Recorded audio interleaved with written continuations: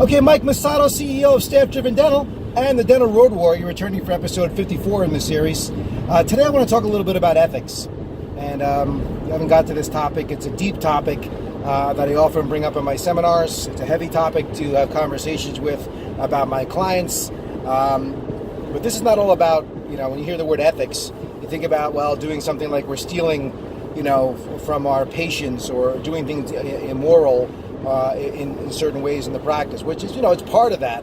But I really want to get into a little deeper because, again, this is really a core principle that if you look at and want to gauge how successful you're going to be in practice in succeeding in what you're doing and achieving your goals and being fulfilled and have everything go the way you want it to go, it really starts and ends with ethics. Because most of the time, a doctor is struggling in our program or otherwise. If you look at your practice and find out why things aren't going the way we want them to be going, whether it's with our team or with our patients and our money and our life in general, let's take a look at ethics. All right, so what are ethics? People confuse ethics with like morals, like the things that society tells us or how we're supposed to be in our life. Okay, that's not about that. That's imposed from the outside. Ethics are the actions we take upon ourselves to dictate our own good behavior based on the laws of right and good conduct. Okay, so we dictate our own behavior based on that. In other words, if you're driving down the highway like I am right now, and the speed limit is 55 miles an hour, let's say, and what prevents us from going 90? It's not the speed limit. It's not the sign on the road. All right, it's our own ethics.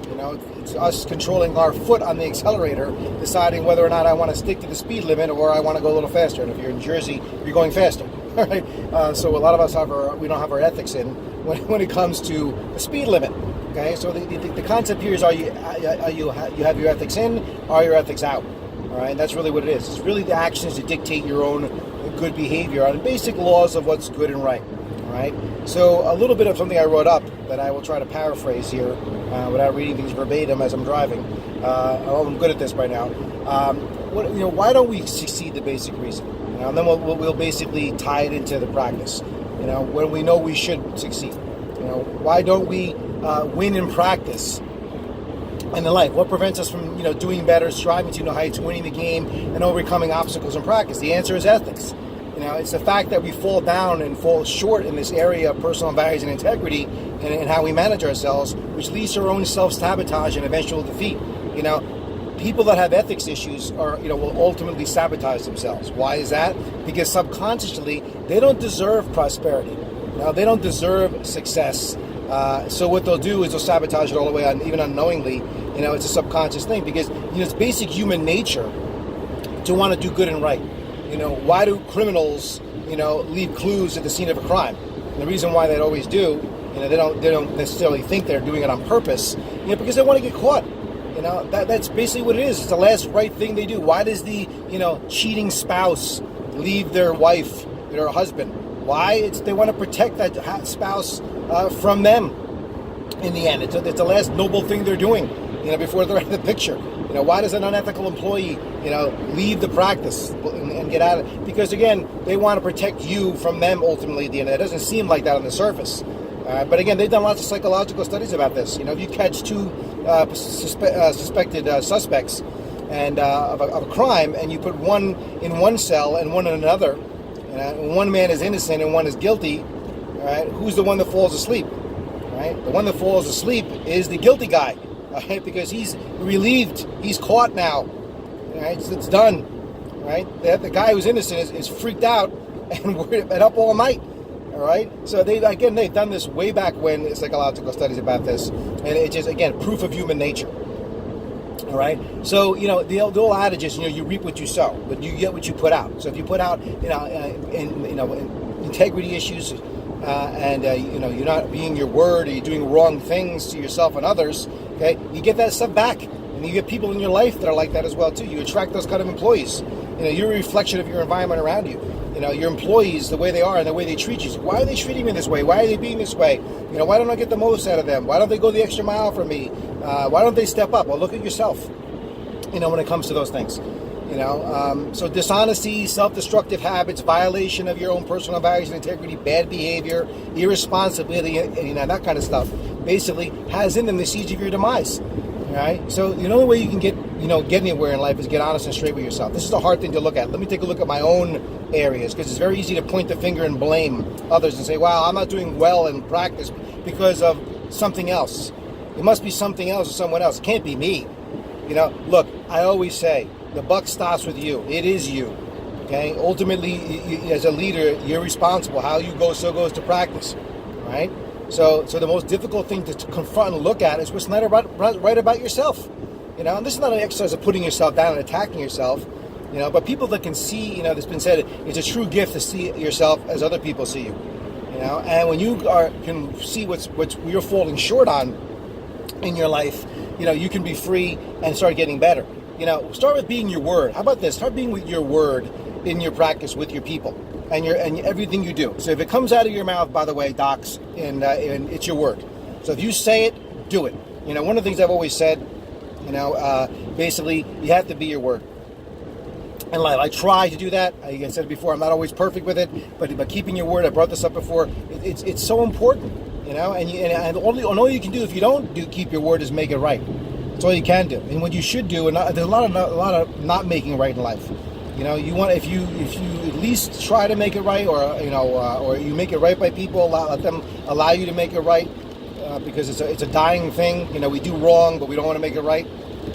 So this is the thing. We have to be willing to make things right in life when we do wrong, and that's not always just say, "Yeah, I'm wrong." Admit that, I fell short here, and I want to make it up to you. I want to make it right. How can I make it right by you? Because human beings are not perfect. Right? But you really should strive by keeping your word. Like, keeping your integrity on time, being on time is a big one. If you're not on time, it's an ethics issue. You're not doing huddles, it's an ethics issue. You're not following the training and the teachings you were given, it's an ethics issue. Not paying your staff bonus as you promised them, it's an ethics issue. Not doing a review like you basically said you would do, it's an ethics issue. Right? Money. Not handling money properly and balancing, your budget and having control over your spending. It's an ethics issue. Not paying your lab bill. Go on. These are all ethics issues. They're actions that you do or don't do based on your own integrity. Right? And the more you have your ethics in place, the better you're going to do. The better it's going to go for you in life. Right? And you can tell. When you're stressed out and everything seems to overwhelm and not going great, first place to look. Where can I clean up how I'm being with other people and being with my agreements that I make in life with others? It's so critical, right? But again, when it comes to this training, the reason why, most practice management training and coaching doesn't take hold. And it doesn't work. Nothing worked with this. It's not usually the material.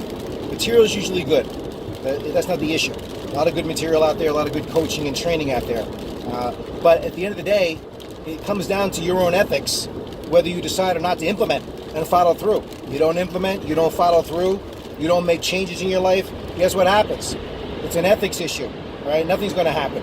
You're sabotaging your success. You're not going to get anywhere if you don't basically follow through on what you're. It's all on you. That's what it comes down to. And one of the main things we do, is with our clients, is hold them accountable, because we know ethics is going to be an issue. It just is. It's human nature to do that. And the better you get, and through coaching, the best coaching I can give you is when you can self-coach yourself, basically. When you can basically have an awareness and hold yourself accountable. I usually think about fitness, and going to the gym. I'm a stickler for that. I've been doing this for years. I've been training for probably 30 some odd years of my life now. 4 or 5 days a week, at least. And I hold that, it's an ethics thing with me if I don't go. And I make sure I make it up, but I make sure I fit it into my day, as busy as my day is. And you can say, I don't have the time to go. I don't have the time to take care of myself. That's an ethics issue. You're not making time. You're not making it important for yourself to take care of yourself. How can you not have time to take care of your health? That's crazy, right? We say that to our patients, and we don't take care of ourselves, right? So it's just holding yourself personally accountable. And the better you get at holding yourself personally accountable, the more successful you'll be, and the better your life will be, and better your relationships will be around in your life, right? This is all common sense. And you might be saying, yeah, Mike, it's all great. Yeah, okay, what's holding you back then from doing this, right? It's one of those things that we don't, take a hard look at yourself and make a decision about how you're going to be, and change the way you're being with others in your life, and your agreements you're making in your life, and what comes out of your mouth as far as being your word. And the more you do that, the more successful you'll be. Because you know what? Then, you'll make things happen for the better in your life. Things will go your way. You cause your own, happiness and success that way, instead of basically, again, sabotaging yourself. And I can tell you, any alumni of my program that kind of get off the rails over time, and I get them back in the program, or they come back around for some extra support or boost. The first thing to look at, okay, where is our ethics? Where are we not, having our ethics in when it comes to this kind of stuff in the curriculum? Let's start there and being your word and doing these things. And then everything starts to shift and change and get better once I get them back on track. All right, just little words of wisdom and insights on ethics. All right, it's a different kind of a conversation, but it goes deeply to the core of your success in what you do in practice. All right, so hope that was helpful. Thanks for watching. If you're enjoying this series, please share them, and I'll be back soon with another episode.